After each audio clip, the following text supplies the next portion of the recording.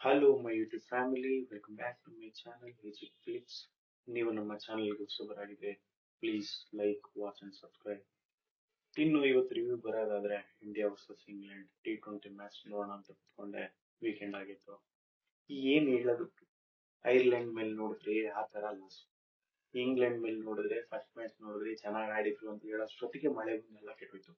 ಈಗ second match ಆದ್ರೂ ನೋಡೋಣ, ಅದು ವೀಕೆಂಡ್ ಇದೆ ಸ್ಯಾಟರ್ಡೆ ಅಂತ ಕುತ್ಕೊಂಡ್ರೆ ಕಂಪ್ಲೀಟ್ ಡಿಸಪಾಯಿಂಟ್ಮೆಂಟ್ ಗುರು. ಫಸ್ಟ್ ಇನ್ನಿಂಗ್ಸ್ ಏನೋ ಚೆನ್ನಾಗಿತ್ತು, ನಮಸ್ಕಾರ ಗುರುಗಳೇ.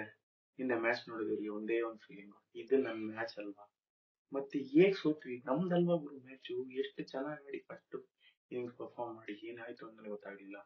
190 ರನ್ ಬೋರ್ಡ್ ಮೇಲೆ ಇದ್ದಾಗ ನಾನಂತೂ ಭಾರತ ಡೆಫಿನೆಟ್ ಆಗಿ ಗೆಲ್ಲುತ್ತೆ ಅಂತ ಫುಲ್ ಕಾನ್ಫಿಡೆನ್ಸ್ ಅಲ್ಲಿದೆ. ಆದ್ರೆ ಕ್ರಿಕೆಟ್ ಅಲ್ಲಿ ಹೋಗೋರು ಕೊನೆಯವರೆಗೆ ಏನಾಗುತ್ತೆ ಅಂತ ಹೇಳಕ್ಕಾಗಲ್ಲ.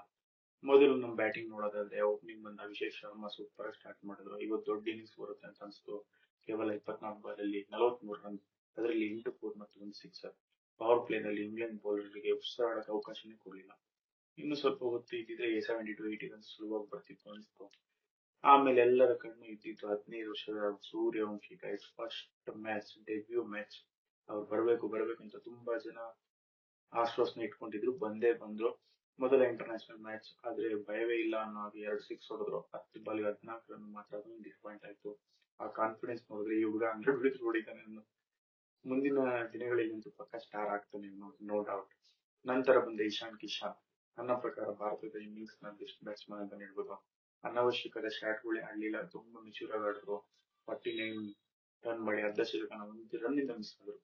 ತಂಡಕ್ಕೆ ಬೇಕಾಗಿದ್ದ ಮೊಮೆಂಟಮ್ ಮತ್ತು ಇನ್ನಿಂಗ್ಸ್ ಯೋಗ್ಯ ಅಂತ ಹೇಳ್ಬೋದು. ನೆಕ್ಸ್ಟ್ ಬಂದ ಶ್ರೇಯಸ್ ಅಯ್ಯರ್ ಕೂಡ 22 ಬಾಲ್ ಅಲ್ಲಿ 37 ರನ್ ಮಾಡಿ ಒಳ್ಳೆ ಸಪೋರ್ಟ್ ಕೊಟ್ಟರು. ಕ್ಯಾಪ್ಟನ್ ಇನ್ನಿಂಗ್ಸ್ ಆಡಿದ್ರು ಅಂತಾನೆ ಹೇಳ್ಬೋದು. ಮಧ್ಯದಲ್ಲಿ ರನ್ ರೇಟ್ ಸ್ವಲ್ಪ ಕಡಿಮೆ ಅಂತ ನೋಡ್ಕೊಂಡ್ರು. ಬಟ್ ಶ್ರೇಯಸ್ ಅಯ್ಯರಿಂದ ಇನ್ನೂ ನಾನು ಒಳ್ಳೆ ಡಿಪೆಂಡಬಲ್ ಅಂಡ್ ಕ್ಯಾಪ್ಟನ್ ನಾಕ್ ಅನ್ನ ಎಕ್ಸ್ಪೆಕ್ಟ್ ಮಾಡ್ತೀನಿ. ನೋಡೋಣ ಮುಂದೆ ಏನಾಗುತ್ತೆ ಅಂತ ನೆಕ್ಸ್ಟ್ ಮ್ಯಾಚಸ್ ಅಲ್ಲೆಲ್ಲ. ಕೊನೆಯಲ್ಲಿ ತಿಲಕ್ ವರ್ಮಾ ಬಂದ್ಮೇಲೆ ಮತ್ತೆ ಗೇರ್ ಚೇಂಜ್ ಆಯ್ತು. ಕೇವಲ 11 ಬಾಲ್ 24 ರನ್ ಹೊಡೆದು ನಾಟ್ ಔಟ್ ಆದ್ರು. ಕೊನೆ 2 ಓವರ್ ನಲ್ಲಿ ಬಂದ ಆ ರನ್ಗಳೇ ಭಾರತಕ್ಕೆ 190 ರನ್ ತನಕ ತಗೊಂಡು ಹೋಗಿ ಹೆಲ್ಪ್ ಮಾಡೋದು ಅಂತಾನೆ ಹೇಳ್ಬೋದು.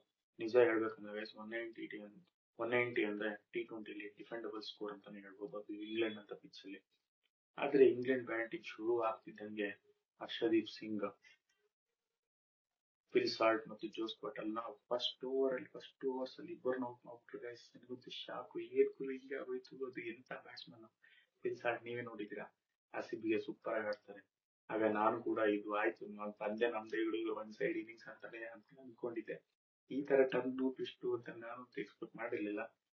ಆದ್ರೆ ಅಲ್ಲಿಂದ ಮ್ಯಾಚ್ ಸಂಪೂರ್ಣ ಬದಲಾಯಿತು. ಹ್ಯಾರಿ ಬ್ರೂಕ್ ಬರೀ 15 ಬಾಲಿಗೆ 39 ರನ್ ಹೊಡೆದು ಕ್ಯಾಪ್ಟನ್ ಇನ್ನಿಂಗ್ಸ್ ಭಾರತದ ಬೌಲರ್ ಮೇಲೆ ಪ್ರೆಷರ್ ಹಾಕ್ತಿದ್ದೆ ಇವರು. ಅವರ ಇನ್ನಿಂಗ್ಸ್ ಚಿಕ್ಕದಾಗಿರೋ ಮ್ಯಾಚ್ ನ ಮೊಮೆಂಟಮ್ ಕಂಪ್ಲೀಟ್ ನ ಚೇಂಜ್ ಮಾಡೋರು ಅಂತಾನೆ ಹೇಳ್ಬೋದು. ಆಮೇಲೆ ಬಂದ ಜೇಕಬ್ ಬೆಥೆಲ್. ಇವರು RCB ಆಡಲ್ಲ ಅಂದ್ರೆ ಆಡಲ್ಲ, ಅಲ್ಲಿ ನೋಡೋದ್ರೆ ಇಂಟರ್ನ್ಯಾಷನಲ್ ನಾಯಿ ಹೊಡೆದಂಗ್ ಹೊಡಿತಾರೆ, ಅದು ಇಂಡಿಯಾ ಮೇಲೆ.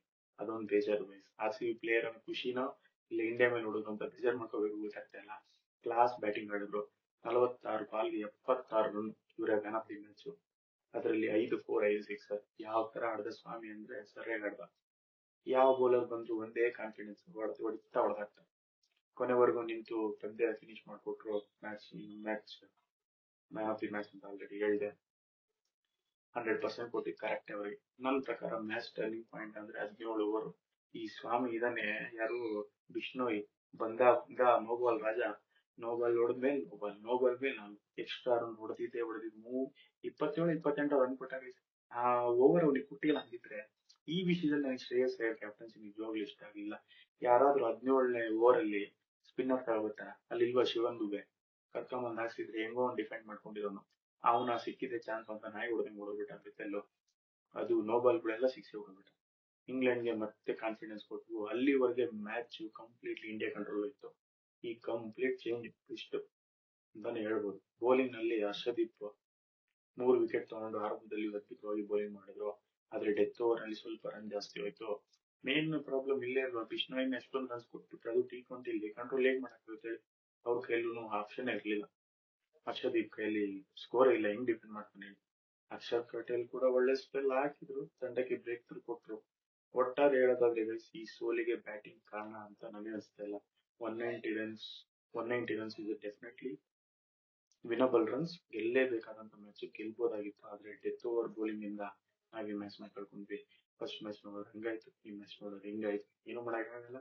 ಬ್ಯಾಡ್ ಲಕ್ ಅಂತಾನೆ ಹೇಳ್ಬೋದು ಶ್ರೇಯಸ್ ಅಯ್ಯರ್ಗೆ. ಅವ್ರಿಗೆ ಇನ್ನೂ ಟೈಮ್ ಬೇಕು ಅನ್ಸುತ್ತೆ ಮ್ಯಾಚ್ ವಿನ್ ಆಗೋದಕ್ಕೆ. ಅಂಡ್ ಜೇಕಬ್ ಡುಸೆಲ್ ಅವರ ಪರ್ಫಾರ್ಮೆನ್ಸ್ ಇಂದ ಈ ಮ್ಯಾಚ್ ಗೆದ್ರು.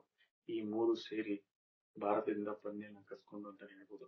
ಆದ್ರೂ ಒಂದು ಪಾಸಿಟಿವ್ ಏನಂದ್ರೆ ಅಭಿಷೇಕ್ ಶರ್ಮಾ ಅವರ ಫಾರ್ಮ್ ಕಂಟಿನ್ಯೂ ಆಗ್ತಿದೆ, ಇಶಾನ್ ಕಿಶನ್ ಅವರು ಕಮ್ ಬ್ಯಾಕ್ ಇದೆ, ಮತ್ತು ವೈಭವ್ ಸೂರ್ಯವಂಶಿದು ಕಾನ್ಫಿಡೆನ್ಸ್ ಕಾಣ್ತಾ ಇದೆ. ಇವು ಮುಂದಿನ ಪಂದ್ಯಗಳಿಗೆ ಒಳ್ಳೆ ಹೋಪ್ ಅಂತಾನೆ ಹೇಳ್ಬೋದು. ನೋಡೋಣ ನಿಮ್ಗೆ ಏನ್ ಅನ್ಸುತ್ತೆ ಅಂತ ಗುರುಗಳೇ ಕಮೆಂಟ್ ಮಾಡಿ. ಈ ಸೋಲಿಗೆ ಮುಖ್ಯ ಕಾರಣ ಯಾರು? ಬೌಲರ್ಗಳ, ಕ್ಯಾಪ್ಟನ್ ನಿರ್ಧಾರನ, ಇಲ್ಲ ಜೇಕಬ್ ಡುಸೆಲ್ ಪರ್ಫಾರ್ಮೆನ್ಸ್? ಇದನ್ನ ಲೈಕ್, ಶೇರ್, ಕಮೆಂಟ್ ಮೂಲಕ ನಮ್ಗೆ ತಿಳಿಸಿ ಅಂತ ಹೇಳ್ತಾ, ಕಮೆಂಟ್ ನಲ್ಲಿ ನಿಮ್ಮ ಅಭಿಪ್ರಾಯನ ತಿಳಿಸಿ. ವಿಡಿಯೋ ಇಷ್ಟ ಆಗಿದ್ರೆ ಒಂದು ಲೈಕ್ ಮಾಡಿ, ನಿಮ್ಮ ಫ್ರೆಂಡ್ಸ್ ಜೊತೆ ಶೇರ್ ಮಾಡಿ. ಇನ್ನು ಇಂತಹ ಕ್ರಿಕೆಟಿಂಗ್ ಅಪ್ಡೇಟ್ಸ್ ಗಳಿಗಾಗಿ ನಮ್ಮ ಚಾನಲ್ ಸಬ್ಸ್ಕ್ರೈಬ್ ಮಾಡಿ ಮರೆಯಬೇಡಿ ಪ್ಲೀಸ್. ಸಿಗೋಣ ಮುಂದಿನ ವಿಡಿಯೋದಲ್ಲಿ. ಜೈ ಹಿಂದ್. Thank you.